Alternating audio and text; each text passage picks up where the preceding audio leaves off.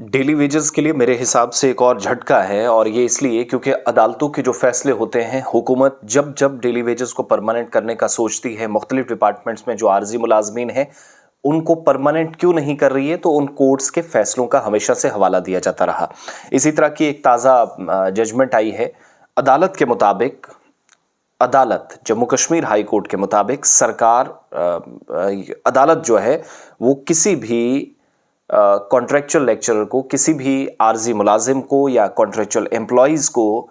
हुकूमत को ये नहीं कह सकती कि आप इनको बाज़ाब्ता तौर पर मुस्तकिल करें, इनको पक्का करें, इनको परमानेंट करें। हाई कोर्ट की तरफ से एक जजमेंट कब आई? उसने कहा कि मुलाजमीन की अगर कहीं सर्विसेज ख़त्म कर दी गई हैं, आर्जी मुलाजिम किसी को निकाल दिया जाता है, तो वो अगर कॉन्ट्रेक्चुअल बेसिस पर था,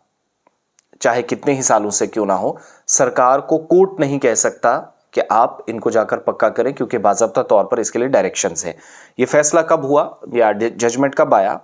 वो लोग जो एम्प्लॉयज़ थे कॉन्ट्रेक्चुअल बेसिस पर जम्मू कश्मीर के हेल्थ डिपार्टमेंट के अंदर, गवर्नमेंट डेंटल कॉलेज में थे और हॉस्पिटल श्रीनगर के अंदर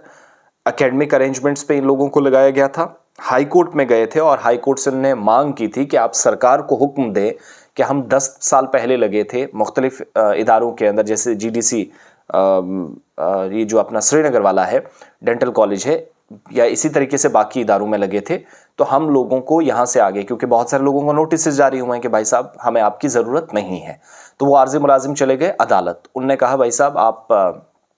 कोर्ट से कहा कि आप रिक्वेस्ट की कोर्ट से कि आप डायरेक्ट करें सरकार को कि हम सर्विसेज अपनी कंटिन्यू करें, हमें 10-10 साल हो गए, नए लगाने के बजाय हमारे एक्सपीरियंस का फ़ायदा उठाया जाए, हम सर्विसेज बेहतर तरीके से प्रोवाइड करेंगे, जब तक परमानेंट पोस्ट नहीं आ जाती तब तक हमें यहाँ पर रखा जाए। ये कोर्ट के सामने उन्होंने एप्लीकेशन फाइल की और कहा गया कि उनके पास हक है कि वो कंटिन्यू कर सकते हैं जब तक मुकम्मल तौर पर कॉम्पिटेंट अथॉरिटी या मजाज अथॉरिटी की तरफ से पोस्ट परमानेंटली नहीं निकाली जाती। डिवीज़न बेंच इस पर जवाब क्या देती है? रजनीश ओसवाल, जस्टिस राजेश सीकरी, उन्होंने किसी भी तरीके से किसी भी किस्म की राहत पहुंचाने से इनकार कर दिया। इन तमाम लोगों को, जो एम्प्लॉयज़ थे, उनको कहा गया कि इसमें जवाबदेही इंतज़ामिया है और आपके जो हुकूक हैं स्टाफ के ताल्लुक से, आपके अमले के ताल्लुक से, as per court's direction, court cannot direct any government to continue contractual employees. ये फाइनल वर्डिक्ट है, आप इस फैसले को कैसे भी तरीके से देख सकते हैं। बेंच ने यह भी मुशाहिदा किया कि जो अथॉरिटीज़ हैं, ये जो गवर्नमेंट है, उसको पिटिशनर एम्प्लॉयज़ की ज़रूरत भी अगर ना हो तो कोई बात नहीं, लेकिन किसी भी तरीके से डायरेक्शंस पास नहीं की जा सकती कि कॉन्ट्रेक्चुअल एम्प्लॉयज़ को आप वापस लगाइएगा। लेकिन ये बात ज़रूर है कि जो नॉर्मल सिलेक्शन का प्रोसेस होता है उसमें सरकार को ही, कॉम्पिटेंट अथॉरिटी को ही चीज़ें देखनी है। इसके अलावा जब ऑलरेडी उनको डिसएंगेज कर दिया है तो हम इसमें यहाँ से कोई डायरेक्शन किसी भी तरीके से नहीं दे सकते हैं। ये याद दिलाते चलें, government medical college Srinagar, government medical college Anantnag, जिनने बाज़ाब्ता तौर पर एक प्रोसेस शुरू किया है एक स्टाफ को जो एकेडमिक बेसिस पर या कॉन्ट्रेक्चुअल बेसिस पर एंगेज करने का, जो इदारे की रिक्वायरमेंट होती है उसके मुताबिक। लेकिन इन सब के बीच में जो ऑलरेडी लोग काम कर रहे थे वो जहनी कोफ्त का शिकार हैं कि 10-10 साल हो गया, 8-8 साल हो गया, हमें पक्की जॉब नहीं है, तो कम से कम हमें ही फ़िलहाल सर्विसेज कंटिन्यू। तो आप अंदाज़ा लगाइएगा कि अदालत ने ये तक मना कर दिया कि आप पक्की बात तो दूर, आपको परमानेंट करना दूर, आप इस वक्त एज एन एम्प्लॉय कुछ और वक्त के लिए वहाँ पर नहीं रह सकते। यानी कोर्ट ये बात नहीं कह सकता है गवर्नमेंट को कि परमानेंट पॉलिसी तो दूर, रेगुलर पॉलिसी फ्रेम करना तो दूर, अगर आपको 3 महीने का और भी वक्त दिया जाए, हम ये तक भी गवर्नमेंट को नहीं कह सकते। तो इस तरीके से कहा गया कि एंगेजमेंट्स का निकालने का पिटिशनर्स जो हैं उनको बाज़ाब्ता तौर पर हक है अपनी बात रखने का, लेकिन गवर्नमेंट बॉल जो है वो गवर्नमेंट के पाले में फेंक दी गई है। और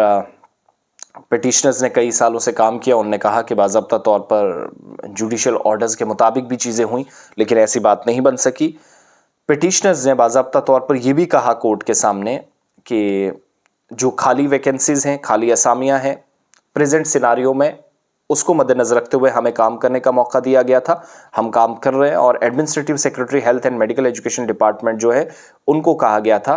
कि अथॉरिटी ने बाज़ाब्ता तौर पर सिस्टम को कैसे चलाना है। एफिडेविट लिया गया जनरल एडमिनिस्ट्रेशन डिपार्टमेंट की तरफ से भी। साल 2022 में तमाम एडमिनिस्ट्रेटिव सेक्रेटरीज को कहा गया कि आप पोस्ट रेफर करें, और 31/10/2019 का हवाला दिया गया कि JKSSB या जो रिक्रूटमेंट एजेंसी है उसको बाज़ाब्ता तौर पर कहा गया है। लेकिन आज तक किसी भी तरीके से इन डेट्स के गुजर जाने के बावजूद भी किसी भी तरीके से रिक्रूटमेंट नहीं हुई है, और ये जो